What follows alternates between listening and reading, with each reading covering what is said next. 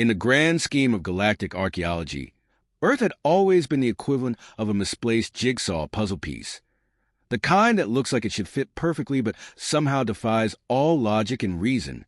The prestigious halls of the Transgalactic Archaeological Institute buzzed with the usual academic fervor one might expect from a gathering of the universe's most distinguished researchers. However, today, that buzz carried an undercurrent of frustration, best described as cosmic-level academic pettiness. Another civilization just gone, Professor Reddy announced to the packed auditorium, their tentacles waving in a manner universally recognized as the scholarly gesture for, "I've had it up to here with this nonsense."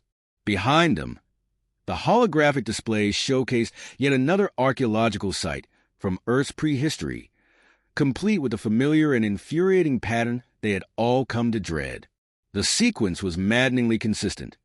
Civilization appears, civilization thrives, civilization constructs something unnecessarily large and triangular, and civilization vanishes, without so much as leaving a forwarding address. It was enough to make any self-respecting archaeologist's appendages twitch.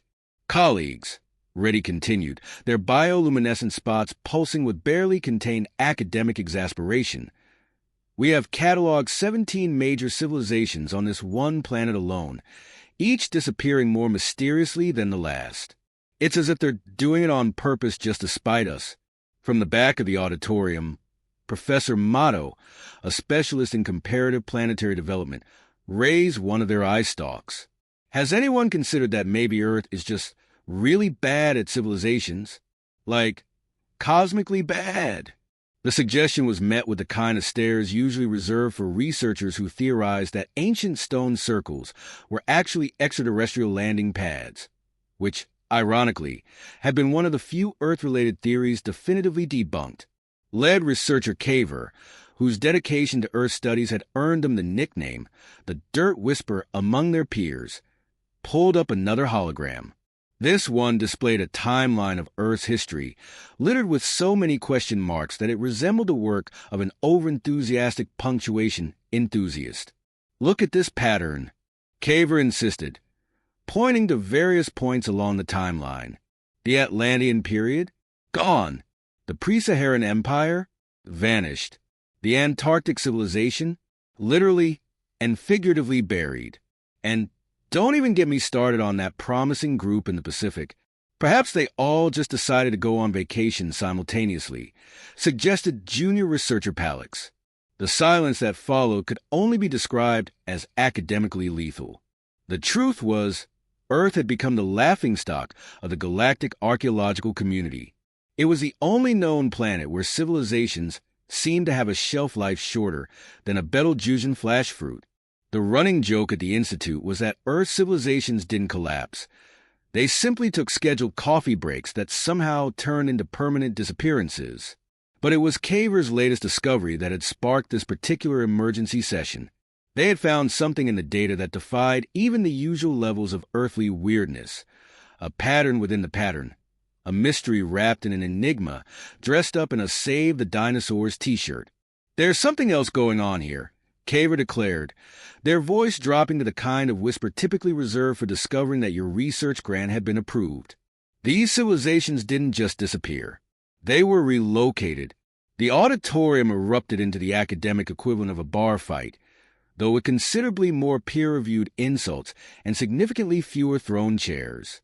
In the midst of the chaos, Caver's display shifted to reveal a series of energy signatures that made absolutely no sense, unless you knew exactly what to look for. And Caver, after 30 years of studying Earth's bizarre habit of losing entire civilizations, finally understood what they were seeing. The truth, as it turned out, was far more absurd than anyone could have imagined, even by the standards of a species that had evolved the ability to communicate through interpretive dance. The hologram flickered as Caver presented their most damning evidence yet. A series of quantum decay patterns that practically screamed, "Nothing to see here," in the most suspicious way possible. The kind of readings that made seasoned researchers suddenly develop intense interest in early retirement. "These signatures," Caver explained, their voice trembling with excitement, appear at every single site where a civilization vanished. And they're not natural, they're technological. They pause for dramatic effect, having rehearsed this moment in front of their bathroom mirror for weeks. Advanced technological signatures, from a species that supposedly hadn't even invented the wheel yet. The room fell into the kind of silence usually reserved for the realization that one had accidentally sent a reply all email to the entire department. Professor Reddy's tentacles had tied themselves into an anxiety knot. But that's impossible, protested Motto, their eye stalks twisting in confusion. These civilizations were primitive. They were still arguing over whether fire was a good idea. Caver's bioluminescent spots flashed in the xenoarchaeological equivalent of "hold my beer." That's what they wanted us to think. Caver pulled up another hologram, displaying various seemingly unrelated artifacts from different time periods. Look at these so-called primitive tools. Notice anything strange? The assembled academics leaned forward, their various sensory organs fixated on the display. The artifacts, ranging from simple stone tools to elaborate ceremonial objects, seemed perfectly normal for their respective eras. Too perfect. They're props, Caver declared with the satisfaction of someone who had just solved a particularly infuriating crossword puzzle. Carefully crafted, deliberately placed, meticulously aged. It's a stage set, the galaxy's longest-running archaeological production. And there was more. Within a supposedly classified section of Earth's global data network, which Caver had access to what they insisted were completely legitimate research methods, they had uncovered something even more intriguing. Files, manifests, records disguised as mythological texts about gods lifting entire cities into the heavens. They weren't myths, Caver explained, practically vibrating with excitement. They were relocation receipts. The data showed a clear pattern. Every time a civilization on Earth reached a certain level of development, usually right around the time they built something unnecessarily massive and impressive, they simply packed up and left. Not in a panic, but in an orderly, planned relocation, complete with what appeared to be cosmic change of address forms. Professor Reddy, whose tentacles had finally untangled, raised an appendage. But why? Why go through all this trouble? Why not just develop normally? Caver's expression shifted to what their species considered a smirk, which unfortunately resembled a sneeze to most other beings. Because, my dear colleagues, Earth isn't what we thought it was. It's not a homeworld. It's a testing ground. The hologram shifted once more, revealing a complex web of connections between Earth and various points in space. Every single one corresponded to regions where, coincidentally, new civilizations had mysteriously appeared throughout history, fully formed, skipping the messy early stages of development, and exhibiting remarkably Earth-like cultural practices. They've been running a cosmic civilization incubator, Caver announced, their voice filled with equal parts admiration and professional jealousy, developing cultures in controlled conditions, then relocating them once they've proven viable. It's brilliant. Absolutely mad, but brilliant. And the humans? Well, that was the truly fascinating part. As Caver was about to explain, they weren't so much the native species as they were the facility management team, a fact that explained so very, very much. The Institute had transformed into something resembling a conspiracy theorist fever dream. If conspiracy theorists had multiple PhDs and a tendency to cite their sources in proper academic format, research teams scrambled to re-examine every piece of Earth-related data they had, now viewing it through the lens of an ancient cosmic civilization daycare center, rather than a mysteriously incompetent planetary development. The results were, to put it mildly, illuminating. "Look at this," exclaimed Professor Yola, waving a data pad with the enthusiasm of someone who had consumed far too much caffeine substitute. The Great Wall isn't just a wall. It's a progress marker. It's literally a giant, you must be the civilized to exit measuring stick. Once they knew what to look for, the evidence was everywhere. The massive stone heads on Easter Island, performance reviews. Stonehenge, a surprisingly sophisticated clock-in system. The pyramids? Well, those were just showing off. But it was a discovery of what humans called internet memes that truly broke the academic community's collective mind. These seemingly nonsensical images and phrases weren't just random cultural artifacts. They were coded status reports about various civilization development projects, hidden in plain sight through the clever use of pictures of cats. Professor Motto, who had been analyzing human entertainment media, burst into Caver's office one morning with what they claimed was definitive proof. Their entire entertainment industry is a documentation system. These movies about alien invasions, they're not fiction. They're orientation videos for new staff. Meanwhile, a junior researcher named BP made another startling discovery while analyzing human religious texts. Every single god who supposedly came down from the heavens to teach humans something, they were just project managers checking on their assignments. The whole picture was starting to come together, and it was more absurd than anyone could have imagined. Earth wasn't just a testing ground. It was the galaxy's most elaborate anthropological research facility, complete with its own permanent staff of billions who had mastered the art of looking completely innocent while managing the most ambitious cultural development program in known space. Humanity's seemingly contradictory behavior suddenly made perfect sense. Their simultaneous capacity for incredible innovation and baffling oversight, standard project management, their ability to appear completely oblivious while actually observing everything, professional skill, their habit of documenting everything in triplicate while pretending they had no idea what was going on, standard operating procedure for any research facility. Cav's team even found what appeared to be an employee handbook cleverly disguised as an ancient text about the proper way to conduct secret societies. It included such helpful tips as: always ensure your civilization in development builds at least one unnecessarily large monument, and regularly check that your test subjects aren't accidentally inventing space travel before their scheduled graduation date. But perhaps the most embarrassing revelation concerned the galactic archaeological community itself.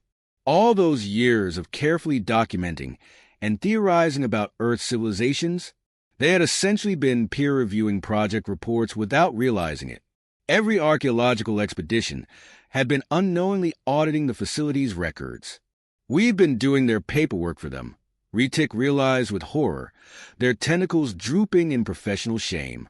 All those detailed analyses of cultural development patterns. We'd been filing their quarterly reports. The human response to being discovered was perhaps the most telling part of all. They didn't deny anything. They didn't try to cover it up. They simply released a statement that read, in its entirety, "We appreciate your interest in our facility's operations. Please note that all research findings must be submitted in triplicate to our records department. Don't forget to include the proper cover sheet." It was this calm acknowledgement that finally convinced even the most skeptical academics. No species could be that bureaucratically prepared for discovery unless they had been running an intergalactic research facility all along. As the implications continued to sink in, the archaeological community faced an identity crisis. Their entire understanding of Earth's history needed to be rewritten. Every theory, every paper, every carefully constructed timeline now needed a footnote that essentially read, "Just kidding. It was all a carefully managed research project." But Caver wasn't finished. As their colleagues processed this paradigm-shifting revelation, they prepared to share their final discovery, one that would explain why humans had gone to such elaborate lengths to maintain their cover. The truth about Earth's role in galactic civilization was even stranger than anyone had guessed, and it had everything to do with a peculiar human obsession with something they called graduate school. Standing before a hastily reconvened conference, their bioluminescent spots practically strobing with excitement, Caver displayed a holographic projection of what appeared to be a perfectly ordinary human university campus. Imposing stone buildings, sprawling lawns, clusters of students shuffling between classes in a universal display of sleep deprivation. It all looked mundane enough. But Caver knew it was about to shatter every preconception the galactic archaeological community had ever held about Earth. Colleagues, they announced, voice carrying the weight of someone about to drop the mother of all academic bombshells. What we're looking at isn't just a learning institution. It's the galaxy's oldest and most prestigious civilization development training program, and we've been blind to its existence for millennia. The evidence, when laid out, was devastating in its simplicity. The endless years of higher education humans seemed oddly obsessed with, actually training periods for civilization management. Their peculiar habit of making students write thesis papers on obscure historical topics, nothing more than progress reports on past civilization projects. Even the notorious tenure track system revealed itself as a clever cover for their long-term facilities staffing program, spanning multiple epochs. Professor Matt's eye stalk spun in opposing directions from sheer academic excitement. Every major historical period on Earth suddenly made sense through this new lens. The Bronze Age, an introductory metallurgy course. The Iron Age, an advanced materials science practicum. The Industrial Revolution, a particularly ambitious group project that had gotten slightly out of hand. The holographic display shifted to reveal a series of faculty meeting minutes spanning thousands of years. Preserved with the meticulous care only bureaucrats could manage, they painted a picture of academic administration that spanned millennia. Meeting agendas from 2500 BCE discussed pyramid project, grading criteria, and concerns about students using unauthorized alien assistance, while notes from 1200 BC debated new course proposals in advanced warfare technologies and civilization relocation protocols. Caver presented the final, damning piece of evidence, a performance review for a civilization development project dated to the Middle Ages. The document rated medieval Europe with AB+, praising its excellent demonstration of feudal system development while suggesting improvements in plague management protocols. The reviewers seemed particularly impressed with the creative use of castle architecture, though they noted that moat implementation needed work. The implications continued to stack up like poorly filed research papers. Earth wasn't just a planet. It was the galaxy's most comprehensive cultural development laboratory, staffed by billions of dedicated educators who had perfected the art of looking completely unaware while actually running the most sophisticated teaching program in known space. Their notorious bureaucracy, far from inefficiency, it was the galaxy's most advanced quality control system for civilization development. As Caver prepared to reveal their final piece of evidence, they pulled up one last hologram, a simple piece of paper discovered in what humans called a faculty lounge. As the assembled academics leaned forward, their various sensory organs straining to read the displayed text, Caver allowed themselves a moment of pure academic satisfaction. It was a course catalog, and its contents were about to redefine everything they thought they knew about human civilization, or rather, about the galaxy's most advanced university masquerading as a primitive species. Galactic Academia. The final thesis. The revelation had sent shockwaves through the academic community. What had once been a scattered collection of unexplained anomalies now formed a coherent syllabus, a grand design of interstellar pedagogy that had been operating unnoticed for millennia. And Earth, in all its chaotic brilliance, was at the heart of it all. For the first time, researchers began revisiting their past assumptions. The so-called ancient astronaut theories, once dismissed as fringe speculation, now appeared in a new light, not as visits from curious extraterrestrials, but as field research expeditions for postgraduate students specializing in cross-civilizational development. The inexplicable advancement of human technology in seemingly disconnected bursts now made perfect sense as a result of well-timed curriculum adjustments. Even humanity's strange ability to reinvent the wheel every few centuries was no longer seen as a failing, but as a deliberately structured learning exercise in iterative progress. Hashtag the graduation ceremony no one knew about. A newly declassified memo from the Earth Institute of Civilizational Development suggested that a graduation ceremony had already occurred in the mid-20th century.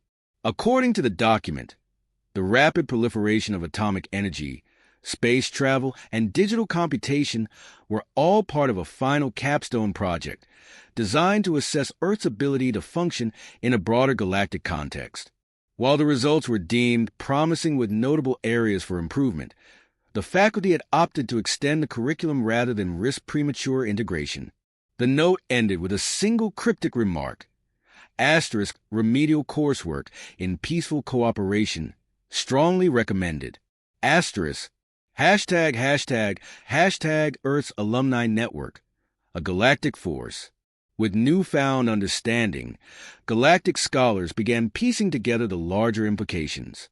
If Earth truly was an educational hub, then what had become of its past civilizations? Where had its most advanced students gone? The answer lay in the stars. For centuries, humanity had speculated about lost civilizations. Atlantis, Lemuria, the Anunnaki, cultures that had supposedly vanished without a trace. But in this new paradigm, they hadn't disappeared at all. They had simply graduated. Their finest minds had been recruited into a sprawling, interdimensional alumni network, tasked with guiding other developing worlds through their own educational journeys. The so-called Galactic Elders, referenced in countless mythologies, were nothing more than former Earth scholars now serving as tenured professors in civilizations light years away. Evidence of their continued influence was everywhere. Artifacts of unknown origin recovered from deep space bore striking similarities to Earth's ancient engineering principles. Certain stellar phenomena, long assumed to be natural, appear to follow the same symmetrical patterns found in the Nazca Lines and the Great Pyramids.